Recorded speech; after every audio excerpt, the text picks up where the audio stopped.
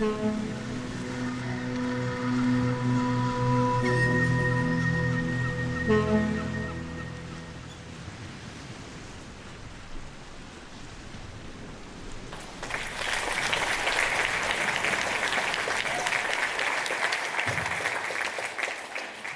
didn't want to say it.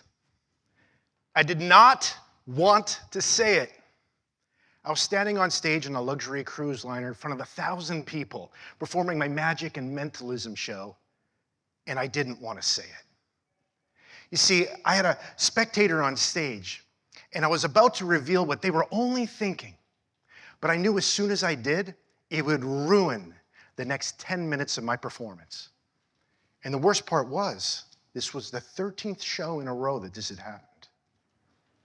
We'll come back to that in just a moment. But first, let's try to do something impossible with this little piece of paper in this box and with you. You're going to try to read my mind. And to do that, we're going to use this. This is a power ball of yarn. It's going to pick a few of you at random.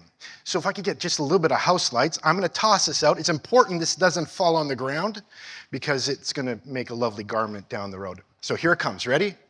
Catch it. Oh, good catch. Very good. Could you stand up where you are if you don't mind? I need somebody to read some things. Do you need reading glasses or are you good? You good. Can you just turn around and toss that ball to someone else? Good. Catch it. It's important to catch it and stand up when you catch it. But would you mind the first person here? Yes, would you join me here on stage? Come right up as everybody greets you with a nice applause. Right over here. You're going to write down some information here for us. We're going to write down 6 numbers, 5 in a row, then 1 here. Okay, we're going to call them out in a minute, but whoever has the ball now, I just want you to stand up if you don't mind. All right, yes, I want you to try and just catch what I'm throwing to you mentally. I'm sending you a number between 1 and 69. What is a number that's coming to your mind? 52. Write the number 52 nice and big. Toss the ball gently to someone else. Good. Catch it. Yes, very good. Stand up if you don't mind. Good catch, by the way. A number between 1 and 69. Say it now. 45. Yeah, that's very good. Wonderful. Next person, just toss it to someone else. Nice and gentle. Coming at you. Catch it. Yeah, very good. Stand up if you don't mind. A number between 1 and 69. The number 3. The number 3. Good. Toss it this way to someone else at random. Catch it. Very good. Stand up where you are. And a number between 1 and 69. What am I thinking? 32. 32. That's the 4th number, number 32. Again, once more, toss it to someone else. Oh, that was almost a catch. It was very close. Good. Stand up. And a number between 1 and 69. The number 18 right there. And one more time, toss it one more time to one other person. We're going to add the last number here, 1, 2, 3, 4, 5. Stand up if you don't mind, right there. Good. You're the power number, as it were. I'm going to have you name only between 1 and 26. What number would you like? Number 25, add that right here, big and bold. You have the power ball of yarn, and that power ball of yarn now is yours to knit a lovely winter hat. Or as they say in Canada, a toque. And you can grab a seat right there if you don't mind. Very good. I'm going to have you come over to this side of the stage. We have here this plastic container with a note inside. I want you to take the note, if you don't mind, and open it up and come to the microphone over here and tell everybody what that is. Powerball ticket. It's a Powerball ticket. And do you see what state it's from? I guess it's from It's Pennsylvania. From Pennsylvania. Pennsylvania. Yeah, very good. And the date is passed. It's back in July when I was invited here. I had it sent to me. July 15th. Very good. Now the thing that we're most interested in is the numbers, right? So you're going to name those numbers out one at a time. Oh, there's the pen. You're going to call them out one at a time very clearly and go. 3. 3. 18. 18. 32. 32. 45. 45. 52. 52. And what's the power number? 25. 25. Let's go. Woo. Thank you so much. You can take your seat. Big round of applause. Take her back to her seat, yes.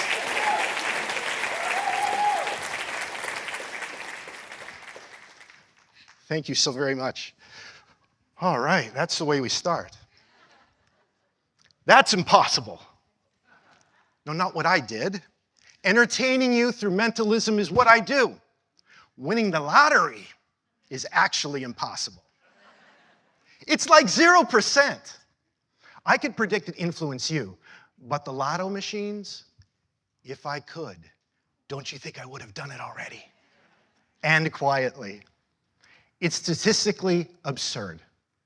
To win the big one is 1 in 300 million, give or take. So you're saying there's a chance. A better strategy, let's do the math, would be to take 20 years of weekly power sphere investment and to go to Monte Carlo. You have about 20 grand. Put it all on red. Win. You'll have 40 grand. Let it ride. Win again. In fact, let it ride 10 times in a row and you'll have over $20 million. And the odds are only 1 in 1,376. 1 in 300 million, 1 in 1,376. That's the math. Orders of magnitude better odds for the exact same money.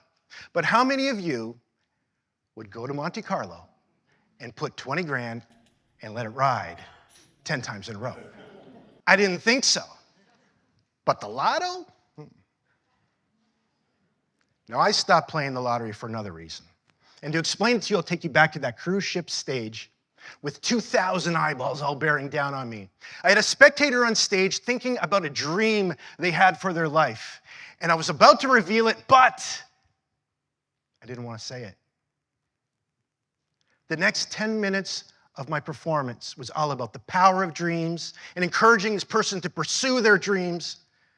But their dream, for the 13th show in a row, was to win the lottery. Look, I had swelling music and this ornate little box that we're going to write out their dream and put it inside so they could take it home and put it on the shelf and look at it every day to remind them to chase their dreams, but win the lottery. And it broke my heart. That's not a dream. That's a wish. Now, why is it a wish and not a dream? It's a wish because there's nothing you can do to make it come true. You have zero agency to actually make a lottery come true. Zero. 1 in 300 million. It's a wish. And wishing inoculates us against actually dreaming because it feels like you're doing something. But that's just an illusion. I spent the next 15 years since that day trying to understand what a dream is and how to actually make them come true. And it's so simple. Anyone can do it, even me. You see, I believe we were born knowing how to dream, but we forget. Busyness, stress, broken dreams, failures, we stop, or at least we shrink them down. And yes, some dreams don't work out. Against the popular wisdom of every superstar and every award show, some dreams die. My first dream was to play in the NBA. Thank you for laughing. I tried hard to accomplish that dream, but some dreams die. It turns out I have just average athletic ability, and in spite of my very best efforts, some dreams die. But that wasn't the end, because that dream became the seed for my next dream.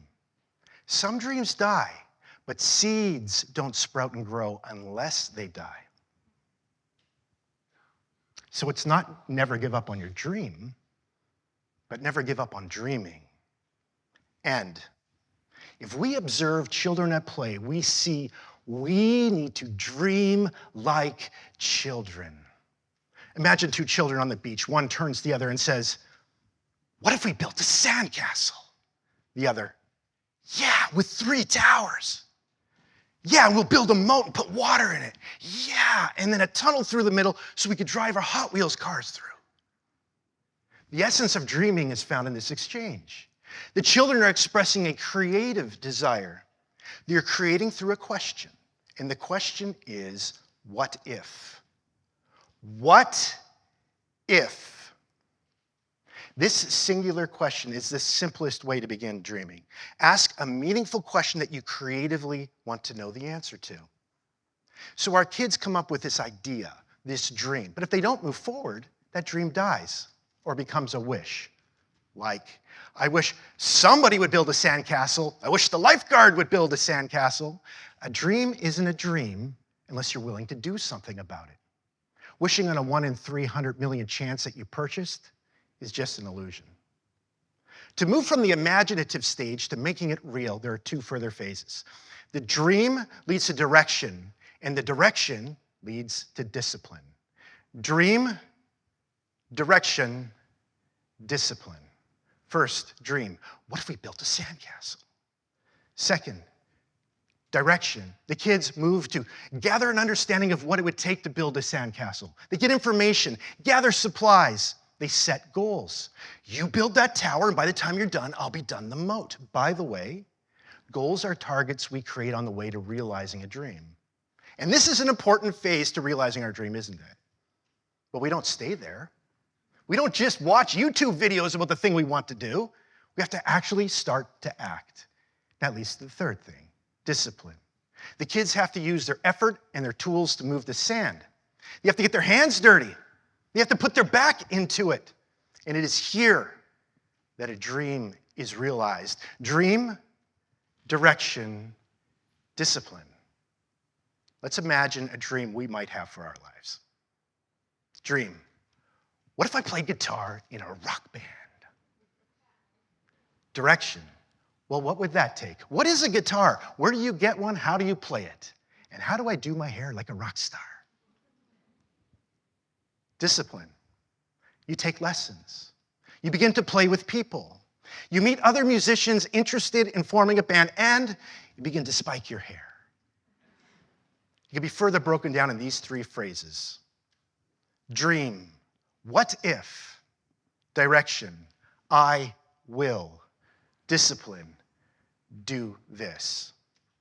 What if I played guitar in a rock band? I will develop a path of understanding to realize this dream. And so now to progress, I must do this. I must practice. I must put in the work. What if I will do this? Put it together. What if I do this? What might happen? That's a dream. This is what I try to teach the entrepreneurs I work with. This is what I try to communicate through my art. Never give up on the process. Never give up on dreaming. Never give up on asking the question, what if? What if I do this? And then find out. I wonder if we might have the courage to dream again. If you have a dream, use it for direction and create action.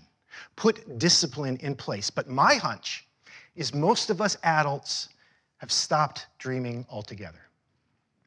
Now, your dream may not be to play guitar in a rock band. But what if you started that business you always wanted to? What if you started to work with that charity? What if you started to learn that language? Or what if you started to really work on that idea? What if, and instead of casting our dreams on impossible processes like buying a lottery ticket, let's try this. Get a simple sticky note and write, what if I? Start there. Let your imagination flow. What could be? And then from that sticky note, let it give you direction. And from that direction, put action and discipline in place. What if I do this? I'm sharing this with you for selfish reasons. Of course, I want you to be happy and fulfilled. And dreaming does that. It provides meaning in life.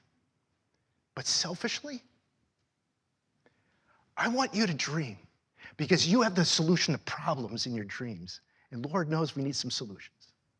You have art in your dreams. You have new music in your dreams. You have a business or a way to help people or an invention we could never have imagined in your dreams. The more people that dream, the better this world becomes. George Bernard Shaw once said, "Life is no brief candle to me. It is a sort of splendid torch of which I have a hold of for the moment. And I want to make it burn as brightly as possible before handing it on to future generations." Burn brightly, my friends.